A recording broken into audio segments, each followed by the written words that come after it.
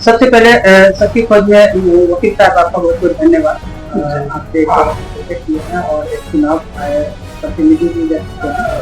तो इस बार जो है कि मुहर्रम का त्योहार मनाया जा रहा है बहुत ही जोर शोर से और ये दुकान क्या कहना चाहिए? आपका भी बहुत बहुत धन्यवाद यहाँ आने के लिए, हमसे मिलने के लिए। देखिए, मुहर्रम की जो त्योहार है ये इस्लाम के प्रोफेट मोहम्मद मुस्तफ़ा सल्लल्लाहु अलैहि वसल्लम के नवासा, जिसको बहुत दूर तक प्यार करते थे, उनको करबला के मैदान में बहुत ही बेदर्दी से कत्ल कर दिया गया।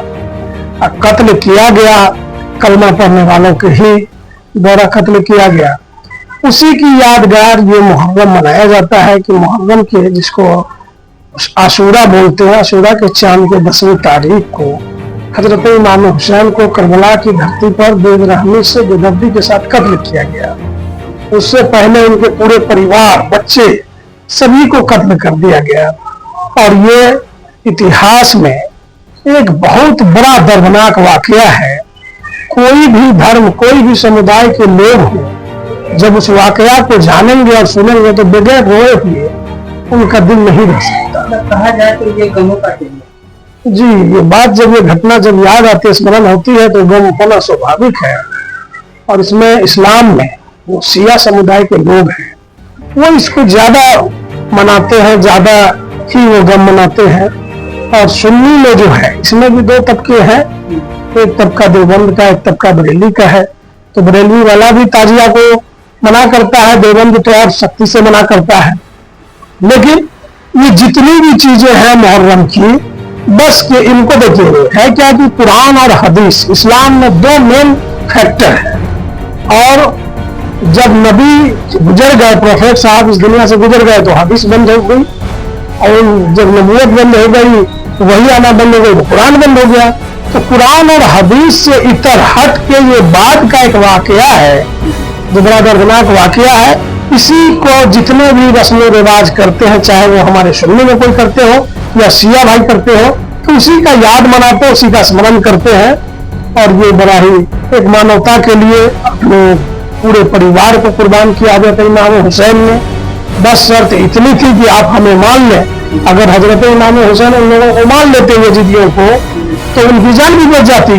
लेकिन उन्होंने इस्लाम के किसी भी कंडीशन पर कोई भी समझौता करने को तैयार नहीं हुए और बुराई के खिलाफ अपना जान देना पसंद किए और एक तारीख रकम किए, एक तारीख कायम हुई। देखिए, बच्चों को इन सब चीजों से बचना चाहिए।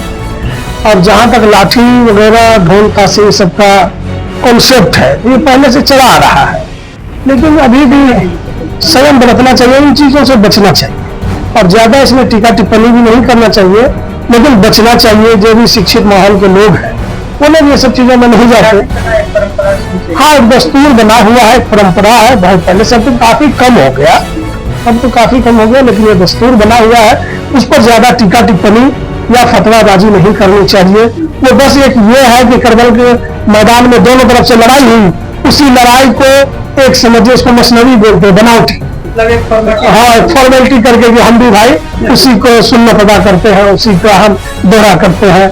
अब जो यहाँ जितना करबला, तो वहां था इराक में, जिसे कूफा बोलते हैं जगह का नाम। अब यहाँ सब जगह करबला की जमीन है, करबला बनाता है, मसनवी करबला है। ऐसा देखें तो अगर अपना हृदय में श्रद्धा है, अकीदत है, जिस अकीदत से आप मानते हैं, जिस अकीदत से आप करते हैं, उस तरह का आपको फल मिलेगा। हदीस शरीफ में पहला हदीस है बुखारी शरीफ की, इन्नमल अमाल बिन्नियात, यानी जिस नियत से, जिस मकसद से जो कर रहे हैं, वैसा आपको फल, सजा और जजा मिलेगा।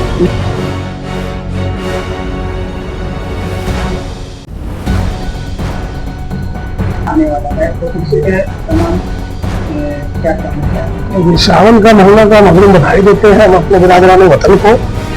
और सावन का महीना लोग जाते हैं कांवड़ यात्रा लेकर, उनका भी एक अपना धार्मिक कॉन्सेप्ट है, वो भी अपना करते हैं।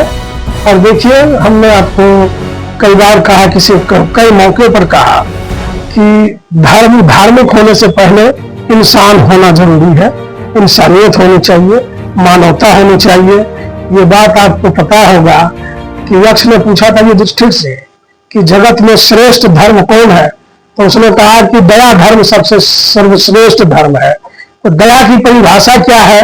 तो सभी की अच्छाई का कामना करना, चाहे वो जिस धर्म के लोग हो, सभी की अच्छाई और प्रेम का कॉन्सेप्ट रखना, इच्छा रखना, यही सबसे बड़ा धर्मावलंबी है।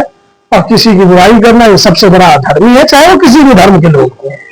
वकील साहब, आप एक एडवोकेट भी मतलब अभी हैं, और आपको एक राजनीतिक नेता से भी मतलब पहले रहा है इच्छा, तो कब से मतलब कैसे वो इच्छा? देखिए, मैं राजनीति में मैं जिला अध्यक्ष भी रहा यहाँ राष्ट्रीय लोक समता पार्टी का, प्रदेश सचिव भी रहा, जदयू में भी रहा, लेकिन अब मैं सक्रिय हो गया क्योंकि राजनीति कब क्या करवट लेगा कहना मुश्किल है। और अब राजनीति में, पॉलिटिक्स में, मैंने तो पंचायत चुनाव से अपनी राजनीति शुरू की थी। धन बल का जमाना आ गया है, सब काम सबसे नहीं होता है। हम लोग एक शिक्षित वर्ग के लोग। अभी पॉलिटिक्स को आप किस तरीके से करते हैं? आगे आपको क्या पॉलिटिक्स में अगर कभी से मौका मिले तो आप जाने? जी बिल्कुल, अगर हमें पार्टी चुनाव लड़ाएगी तो मैं चुनाव लड़ूंगा, और जहां से लड़ाएगी वहां से लड़ूंगा। अभी मैं देख रहा हूं, लेकिन इतनी कोई जल्दबाजी नहीं है। अभी बहुत सारे लोग मैदान में आ रहे हैं, तो चुनाव का माहौल आ गया। अब तो सारे लोग अपने तरकस कस रहे हैं, सब लोग दावेदारी कर रहे हैं, लेकिन हम लोग अभी साइलेंट मोड में हैं और देखते हैं कि कहाँ क्या होता है, किस तरह का। विधानसभा आने वाला है, उसमें इच्छा रखते हैं कि हम इस बार विधानसभा का कुछ फैक्ट वगैरह? जी, मैं तो देखिए इच्छा मैं नहीं रखता हूँ। अगर इस तरह की परिस्थिति बनती है कि चुनाव लड़ा जा सकता है, तो हम चुनाव लड़ने के लिए कोई मना नहीं है, लेकिन इस तरह की इच्छा नहीं है कि हमें चुनाव लड़ना ही है। इस तरह की इच्छा नहीं है।